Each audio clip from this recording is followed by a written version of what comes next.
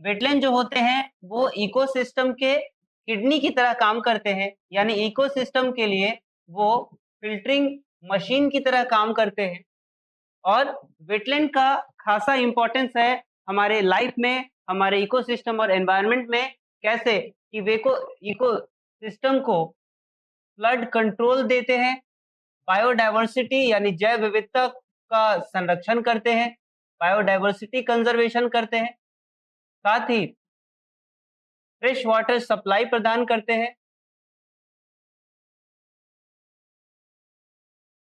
जीव जंतु अच्छे से सुख से रह सकें और धरती पर जीवन की सततता बनी रह सके, अर्बन फ्लडिंग को कम करते हैं और जितने भी सीवेज डिस्चार्ज होते हैं उनको एब्जॉर्ब करते हैं, ग्राउंड वाटर स्टोरेज को बना कर रखते हैं।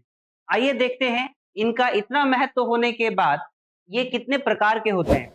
वेटलैंड के टाइप का पहला टाइप है मानव निर्मित वेटलैंड।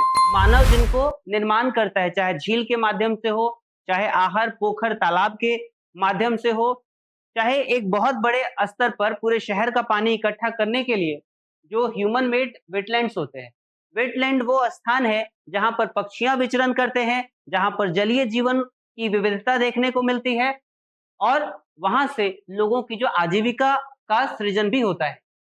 दूसरे टाइप के वेटलैंड्स हैं जिनको झील कहते हैं। ये जो झील है वो मानव निर्मित भी हो सकते हैं और प्राकृतिक भी।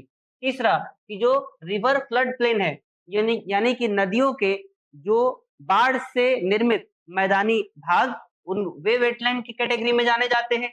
तीसरा ऑक्सबो लेक, जिन्हें गोखुर झील भी कहा जाता है।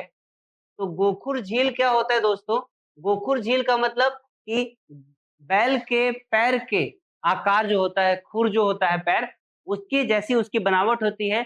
जिस जैसे बिहार के बेगूसराय में जो कांवर झील है, वो ऑक्सबो लेक का एक क्लासिक एग्जाम्पल है। इसी तरह जो मार्सेस होते हैं, मार्सेस और स्वाम्प्स, ये जो दलदली क्षेत्र हैं, वे दलदली क्षेत्र आते हैं वेटलैंड की कैटेगरी में। स्वाम्प्स ऐसे एरियाज हैं जो मैंग्रोव का निर्माण करते हैं। ये मैंग्रोव फॉरेस्ट है, ये बाढ़ को रोकते हैं और जो तूफान आता है साइक्लोन, उसकी इंटेंसिटी को कम करते हैं जिससे डैमेज कम होता है। वन सच एग्जांपल है सुंदरवन डेल्टा, जो कि इंडिया और बांग्लादेश के बीच गंगा और ब्रह्मपुत्र नदी बनाती है।